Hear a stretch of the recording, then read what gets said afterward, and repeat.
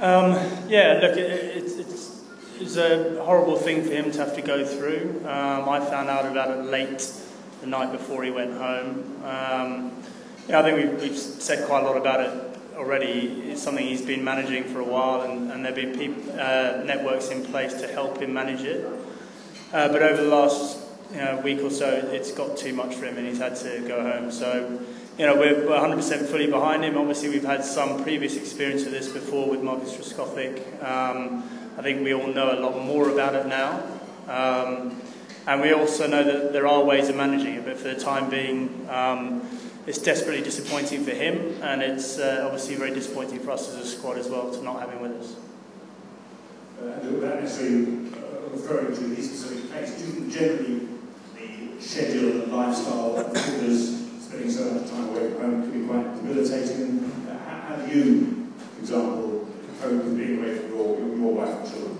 Well, I think you've got to look at it differently. I mean, I think we all have days where it's hard work for us. Obviously, if you're in a hotel room for 5 or 6 months on end, you're going to have days where you feel a little bit down. But I think that's very different to actually suffering from depression.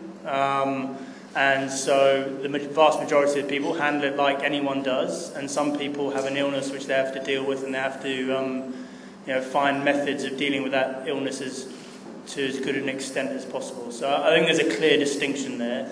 Of course, playing international cricket is challenging. It's challenging in terms of your temperament, your technique, your ability to spend long periods away from home. That's something we all go through. Depression is something completely different. Is there any concern that maybe a knock-on impact on very few players who are aware that might go on Scotland helping through past fortnight? They may feel it's upset they weren't able to stop you getting this far and to go home. Well, I hope not. I mean, it's not difficult for us to focus our minds on this game of cricket. It's a massive game of cricket.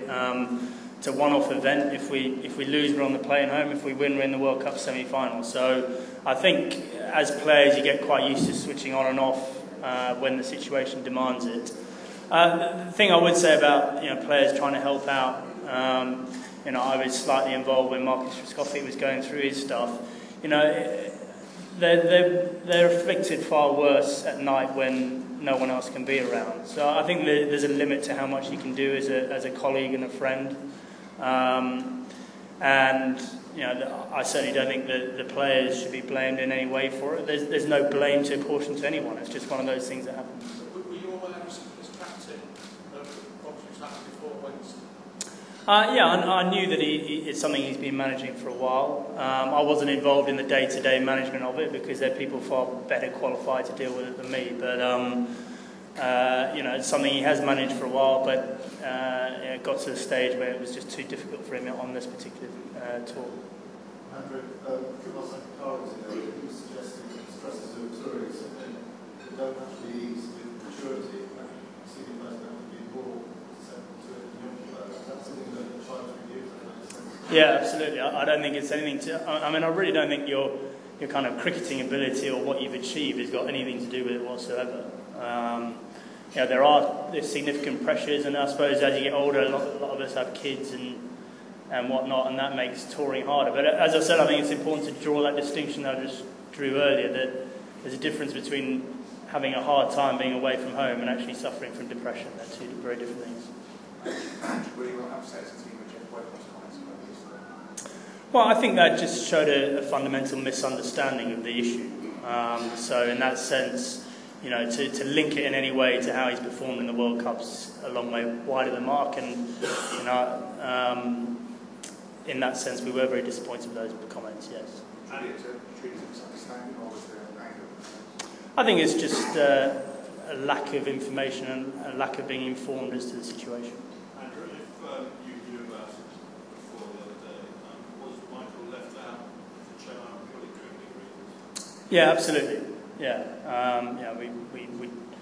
we made that decision given the number of left-handers in their side, and it was slightly to do with a form thing. There's no doubt about it, but it wasn't to do with what was going on off the pitch. Yeah, we saw India knocking out Australia in the defending champions yesterday. Your thoughts about that match and also the India-Pakistan match? I thought it was an outstanding game of cricket. You know, a superb chase from India under a lot of pressure. I thought they did a really good job chasing those down. And, you know, I think it kind of whets our appetite for our game tomorrow, but also, you know, what the future of this World Cup holds. As you say, India and Pakistan, a massive game of cricket, one that, you know, both countries will be desperately keen to win, and it should be an amazing atmosphere there. The other side of the draw, you know, holds a lot of permutations that are yet to be revealed. So we want to be part of the mix. We want to be involved in that, and you know, the further this tournament goes, you know, the more sort of enticing it becomes. Who do you think will be the favourites? Who will have the edge? India, Pakistan? To be honest with you, I've got no interest. We're not in that part of the draw. It's going to be a tough game of cricket. It's going to be whoever handles the pressure better. Andrew, a couple from me. How you sum up almost your challenge trying to beat Sri Lanka in their own backyard? And I don't expect you'll tell us